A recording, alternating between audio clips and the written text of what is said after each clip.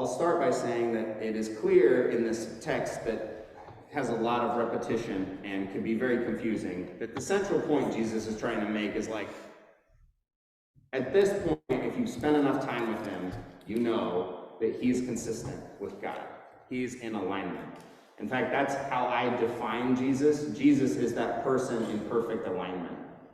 And so that's my lens through which I look at Jesus and read scripture, is that this is the person who's figuring out how to be in perfect alignment. If it doesn't make sense to me, or it seems like it's very deviant and it's producing outcomes that don't seem like they're in the will of God, then I don't understand it, right? That's always my cipher. I have a hermeneutics of grace. Like if this is leading in a place that's causing deep harm and distress and fear, then I must not understand it. Because he says, my peace I leave with you, my peace I give to you, and I give to you as the world gives to you. And how does the world give to us? The world gives to us by motivating us through fear and anger and shame. It seems pretty consistent that this is what motivates most of the rancor and politics and violence in the world is fear, anger, and shame. And so if he's giving us peace, then this is the interpretive key through which we can look at these movements. But he says here at the end that I want all of you to be one. And this goal of unity is really important in John's gospel. And I don't know about you, but I am deeply suspicious of unity. Are you all suspicious of unity? No? That's a word. Exactly. Good question. So when people often call for us all to be united as one people, sometimes they're asking us to stretch beyond ourselves and think about ourselves as part of a collective whole, which I would call a very mature way of thinking about yourself. One of my kind of central frameworks is the people that are really immature just have a very small circle of responsibility, and people that are mature have a larger sphere of responsibility. They find themselves responsible to, for, and with more and more people. We don't blame people for being immature, we just recognize that like, oh, this other person, the consequence of your behavior doesn't matter to you because it hurts this other person and not you. It's irresponsible, but sure, right? You're just 5. You just kick people because you have a feeling, right? That's definitely not personal. But that sometimes these calls for unity don't have that necessarily that impetus. There's more of a cost associated. What's one of the things that you've been asked personally to give up in order to be and have a sense of unity with other folks, maybe in your family, maybe in your friend groups, maybe in your church? Are there things that that's on the shelf, we don't talk about that in order to have unity? We don't go there. We make sure that this is a protected space, and by protected we don't necessarily mean like safer for everybody to show up. We mean more like parts of you don't get to come, right? You have to cleave parts of yourself in order to be here. Once you separate unity and community, yes, sure. Community, you like punch in the face, you still have 7. While you're meeting with others. Sure, so there's an interesting dynamic that you're bringing up about like, what do we prioritize in being in relationship with people? Because when we're in relationship with people that are immature, and I'm trying to use this in a non-judgmental way. I'm trying to just say there are people that have a broad understanding of their sense of responsibility in the world, and people that don't. And that's just a true thing, right? And when we're in relationship with people that are immature, we know that they're going to hurt us and other people because they're not taking responsibility. And so we have to show up in a certain way, kind of prepared for that, right? We know that like this person is going to say something mean, stupid, or dismissive, and we have to decide whether our tender little heart can handle that today or not. And if it can't, we politely go somewhere else or don't bring up whatever the topic is, right? Am I saying a thing that's true? Am I saying a thing that's true? And so that's about us, right? Who are we going to be and what can we handle? We have to have a certain self-knowledge about this if we're going to be in relationship. But this is why I'm a little suspicious of unity, because sometimes those calls for unity are called to the lowest common denominator of responsibility, right? Because sometimes people don't want to be in relationship with us because we're asking them to take seriously the things that they say and the consequences of their behaviors, and they don't really want to do that. And so sometimes in order to be in unity, we have to be limited, right? Sometimes peace is a consequence of avoidance, right? We're just avoiding certain things in order to have peace. And is that really peace? No. The lack of conflict is not the presence of peace, but sometimes we get tricked into believing that it is. Meanwhile, we're sitting there anxious and worried about when this whole thing's going to blow up, when the next shoe is going to drop, when this is going to get worse. Hey, welcome. Come on in. So, how many of you have heard of Thomas Aquinas? Okay. We talked about Thomas Aquinas last week. I'm going to make sure I don't step on that frog. So Thomas Aquinas is this really important Catholic theologian in the medieval period in Europe, and he's trying to figure out how to unite this burgeoning movement around reason and rationalism with the kind of structure of church. So he writes this incredible tome called the Summa Theologica, the summation of theology, in which he tries to really lay out a full integrated system of how do we engage reason and rationalism with the gospel. How do we have a full kind of suite of structures that can manage human life? It's an epic and incredible feat. And he leans really strongly on this idea that, like, sometimes we have to draw on God's wisdom as written in Scripture, and sometimes we have to draw on God's wisdom as written in nature. And that there are these natural laws that can be easily, which I find hilarious, but we get easily deduced when you just observe reality and you say, oh, well, this obviously should organize our life because this is how nature is organized, and therefore this must be true. And he has this whole kind of interesting system where he's trying to play with this idea that, yes, you can be perfected, you can grow in your moral understanding, you can become a better person, and God can intercede and help you kind of jump from this kind of like base life to this monastic life to this indwelling in God life, kind of looking at the ordinary and the contemplative and then this kind of transcendent. He says, yeah, there are things you can do, but you actually don't control where you're at. It's actually God's intercession that kind of helps you, and you can even skip a step and end up wherever. And I love that he's trying to do this. And I just think, well, as long as you operate within a society that's relatively static and relatively homogeneous, where everybody basically has the same culture and the same set of assumptions and the same way of life, more or less, then you can create a holistic system that's true all the time. Well, but it didn't even work for him, right? He creates it, and in the 14th century, you still have so much conflict, even before you start getting into the Renaissance and the whole blow-up of all of these other kinds of ways of thinking and being. Once you start moving into a more globalized society, where there's more movement and more encounter with diverse cultures and bringing back ideas, even before that stuff starts to happen, still this systemic way of thinking, it still doesn't work. And what's funny is then later theologians like Pope Louis XII are like, you know what we need to do? We need, in this modern day, we need to go back to what Thomas said, because he had it all figured out. And instead of engaging the culture that was existing at his time, he's like, you know what we need to do? I think we just need to go back to that. And you can imagine how this doesn't really work out all that well, because when you're trying to implant cultural ideas and norms about what's reasonable and rational and good from a different period of time into the current time, it chafes a bit, and it ends up feeling a bit more authoritarian. And Thomas's whole goal was that this would be obvious to everybody. That everybody just look around and say, well, yeah, obviously, private property is a good thing, because clearly frogs have private property. But he concluded this. He said, this is a natural law. This is obviously right and good. Well, It depends on your culture, because we know a lot of indigenous cultures, especially the ones that were in this particular area, the Coast Salish peoples, didn't have the same concept of private property. There was this concept of communal property. And private property was a weird, nonsense idea that ended up being used by the white settler colonials to steal the land, which couldn't be owned anyway. So what are we signing? This is nonsense.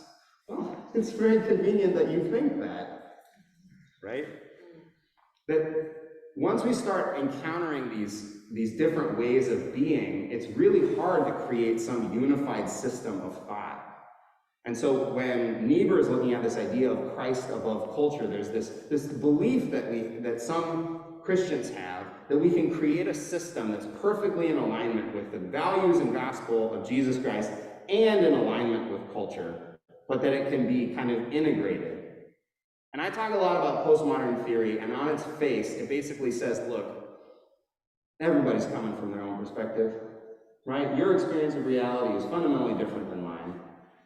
And whatever truth is, neither of us is really going to have it. It's not that I'm making fun of you that you don't have the truth, because I don't have it either. And if I'm not willing to say that, then I can't say anything about what you have or don't have, right? But there's kind of this breaking down of progress. The way I like to think about it is everything is an experiment. We're all just trying to figure it out. And this is the basic philosophy of science, right? Does science give us truth?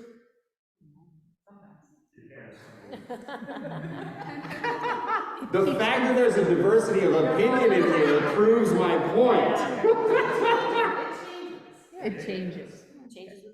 Right. And it's designed to change. In fact, the whole purpose of the scientific method is prove me wrong. I'm going to say a thing, and your goal as a scientist is to counter it, to find the exceptions, to break the rule, because that's how we learn more. We don't hold fast to the rule. We're constantly suspicious of the rule. And that actually leads to more knowledge, right? And that's founded in Aristotle's belief, right? It's the wise man who says, I don't know, right? Because there's a realization that there's a limit to your knowledge, and there's things outside of that. One of my favorite examples of this from nature is a tree. How many of you have a tree somewhere near your house or maybe on your property? So, you know how trees will just grow and grow and grow and grow, and they seem like they're just doing a thing, right? They come up out of the ground, and you watch these new shoots, and they just go out in every direction, and it just seems random. And then after they grow for a while, they start figuring out there's a lot more light on this side than on this side. And so they just stop growing over here and keep growing over there. And what I love about that is that there's not a judgment or a critique. There's just like this isn't working anymore. I'm going to go where it's working. I'm going to go where there's light. I'm going to go where there's sustenance. I'm going to grow where this is serving me. And I'm just not going to grow over here anymore. Most of us don't work that way. We'll keep trying to grow over here, even though it's not working. And then we'll be really pissed at ourselves at all the energy we wasted trying to grow over here. And we'll have lots of judgment for ourselves about it, and it'll start rotting the rest of the tree, right? This question of what serves us, does this still serve us, is one of the big questions I think we have to bring in when we're thinking about issues of culture, when we're thinking about issues of faith and religion, when we're thinking about relationships. Does this serve us? Does this way of being in the world still serve us? And then we have to answer a couple of questions if we ask that question. What do we mean by serve, and who is us? And this is where Jesus is so important to me, because Jesus is constantly refining in me what service is. And Jesus is constantly growing me in my sense of who us is. And I hope that your relationship with Jesus is working on those two pieces for you. What is service, and who is us? I was hanging out at Brookdale Admiral Heights the other day, and we were talking about this concept of service.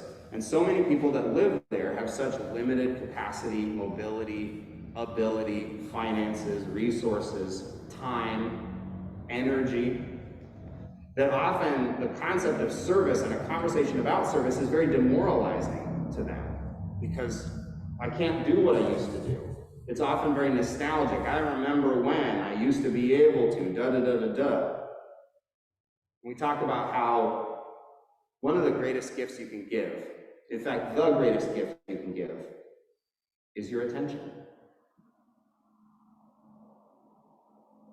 The greatest gift you can give to anyone is actually giving them your undivided attention.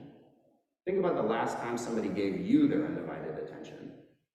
Somebody really listened to you, without interrupting, projecting, telling you their story immediately after you finished. How incredibly rare it is. I mean, the Surgeon General of the United States is talking about an epidemic of loneliness. And one of the great indicators of loneliness that I experience is the lack of attention that we have for each other. We're so busy, we miss each other.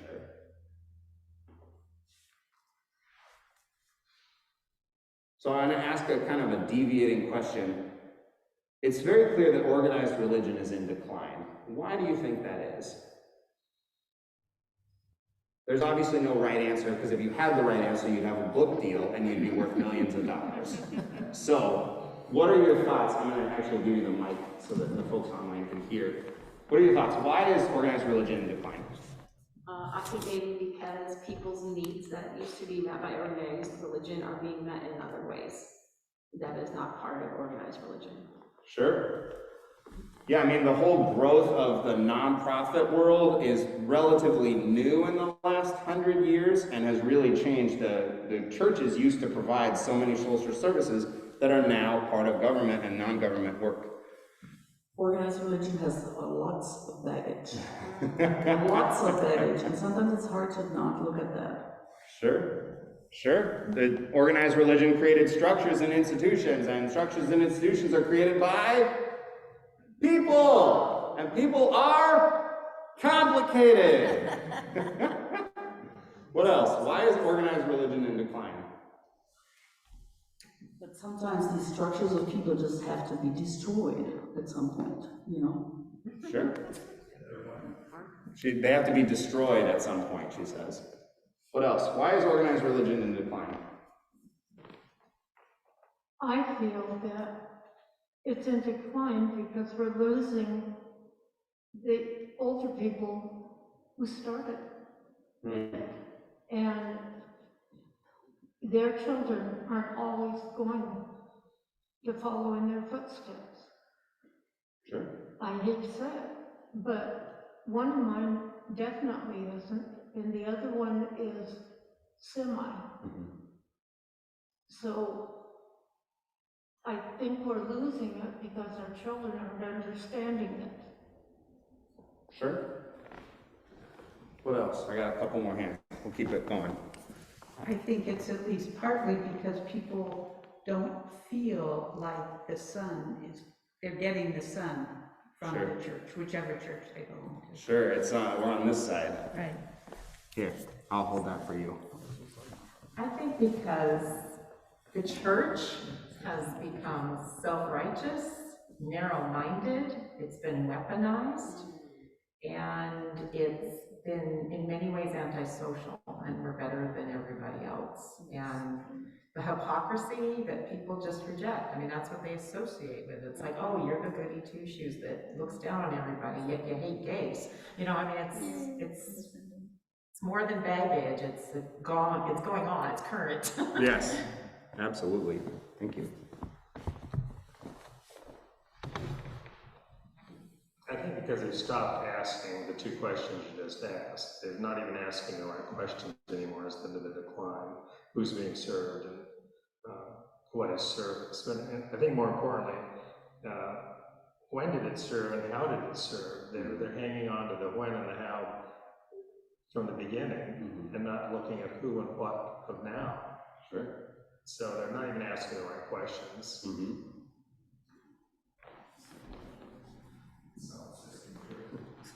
I mean, one of the other things to add too is the change in how we relate to space, right? Think about how much more mobile we are now. Like, how many of you flew on a plane before you were 10 years old? Exactly. Half of you can't raise your hand because that wasn't a thing you could do. That's funny. I think that might be a little bit rude, but yeah. You want to add something before I move on? Here. Go for it, Toby. I'm going to try to participate in the conversation. I'm here because my grandma used to go to church. I would go to church with her when I was a child, and I have really fond memories of that, and just that upbringing on those values. And my dad used to go to church. He stopped. I kept going, and so here I am. We are glad you're here. Yes. I got something to add to that, Andrew. Oh, more. Okay. Yeah, thank you. I was just thinking when you asked about how we were mobile, the other thing that's very different is how people interact with other people and have relationships. Very much of it is screen-based, not in person, and people get very concerned about their image, how they project to other people. So, for example, Toby's, story of going to church with someone, you have a human interaction. And a lot of interaction between people now is very isolating rather than including being in person. Sure. I might use the term mediated, but a lot of our interaction with each other is mediated. Not that it wasn't before, but I think it's more obvious to us that our relationships and interactions are mediated. But I just think about how mobile we are as a society, how transient we are, how not place-based we are anymore. Your grandparents weren't that way, right? They had places that they were embedded and communities that they were embedded. And I know that's a generalization, but I also think broadly speaking it's probably true that the way that technology has advanced has made it so easy and convenient to be somewhere else. And think about now how you can just, if there's an apartment for rent, you can just move in and you don't have to know anybody. And 3 years later, you probably still won't, right? Oh, you want to add that? I'm going to give it to you because I want those people online to hear what you have to say. I think parenting styles have changed dramatically. Sure. In the last 20 years, 30 years. I think, for the good and for the bad, I think parents are having their kids in sports to keep them out of trouble. Sports are often on weekends and Sundays. I think if the kids are refusing, the parents are saying, okay, then let's do something else. I think, you see in the Black church often, you go to church on Sunday, that's it. That's still continuing, and the Black churches are quite strong still. I don't agree with a lot of their beliefs, but I think when the family's not saying, we're going to church, we're doing this, it's not happening. I think our society has really changed. Sure. Go ahead. Yeah, so now I'm gonna blink because I get embarrassed with the mic and everything. Yeah, people don't like ideas forced onto them. Yeah. I know so many friends who have stories where they were like Mormon and they had to go to church every Sunday and they want to believe what they want to believe, right? Like that has to come to them naturally. It can't be forced onto you. Sure. Just real quick, I also think, at least I've heard, once upon a time, that it was really the center of the community. Yeah. Like, you went there for socializing, you went there for learning, you went there for communion, that's where you saw your neighbors. Right. Other than the bars, that's about the only place you saw the rest of the people in town. Yeah. No, that's true. The town square was often built around the church. This building, well, not this building, but the building that was where our parking lot was one of the first buildings in West Seattle, right? Like the what are they called? People that sell land, the speculators, made sure there was a ferry and a ferry dock, made sure there was a road that got up to here, and then they were just selling parcels of land from here, and guess what was right here at the top of the hill? The church, right? Because you needed gathering ground. You needed a space for people to come together. And we don't gather that way anymore. I mean, just as an aside, think about where the majority of your friends live. The people that you feel deeply close to personally. How many of you have at least half of your close personal friends that live more than 40 miles away from you? Wow, I'm surprised that it's this few. Most of the people I know have their strongest friendships are people that they met at different points in their life and live very far from them, but because of technology, we can maintain a sense of intimacy and closeness that just wasn't possible before. I mean, so much of the world has changed, and you see these nostalgic wishes for church, and what they're really wishing for is that everything was different, not just the church. They're wishing that culture was different. They're wishing the technology was different. They're wishing that the pace of life was different. They kind of want everything to be different, and somehow magically, just like the Pope, wishing that we could go back to the Summa Theologica. All it is asking for a domination of reality, a manipulation and control of reality, instead of an allowing what's flourishing and what's not. If we're going to engage culture, we have to engage culture as it shows up to us.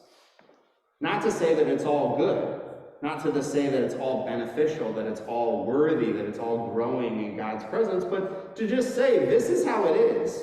And I'm not going to judge how it is, I'm just going to ask myself, is this serving us or not?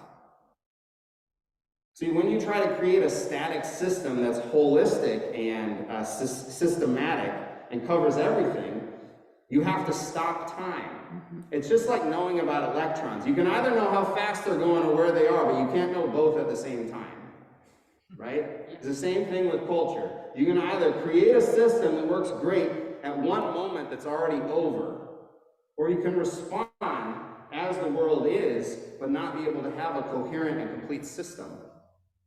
So much of the angst I see in the culture about religion is this angst that we don't have this system where Christ is above culture and everything lines out perfectly.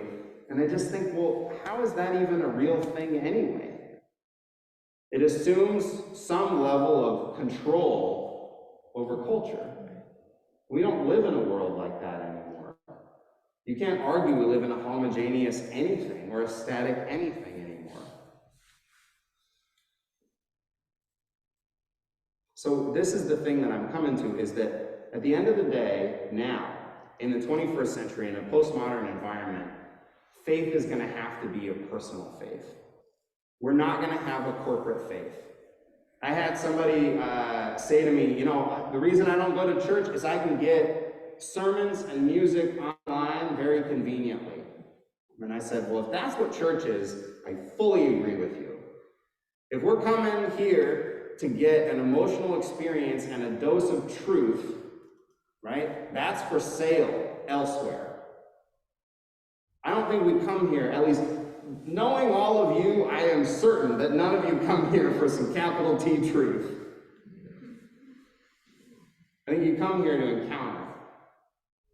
I think that's the gift that the church still has to give, is that we come with our experience, with our personal experience of the glory of God, our personal experience of growth, of maturity, when we come to encounter one another, because we are inherently, necessarily incomplete.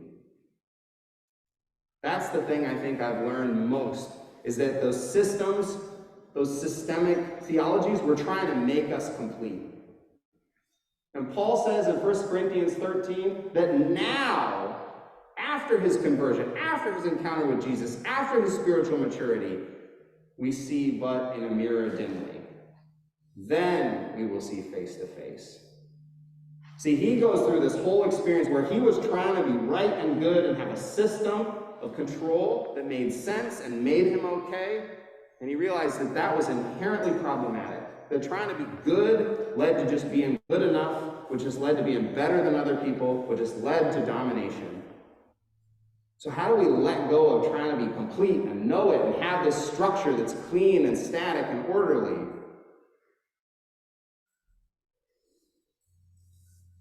We're working it out. We have to work it out. We have to grow and just ask ourselves, is this serving us? Or emphasis. I'll take that as my cue.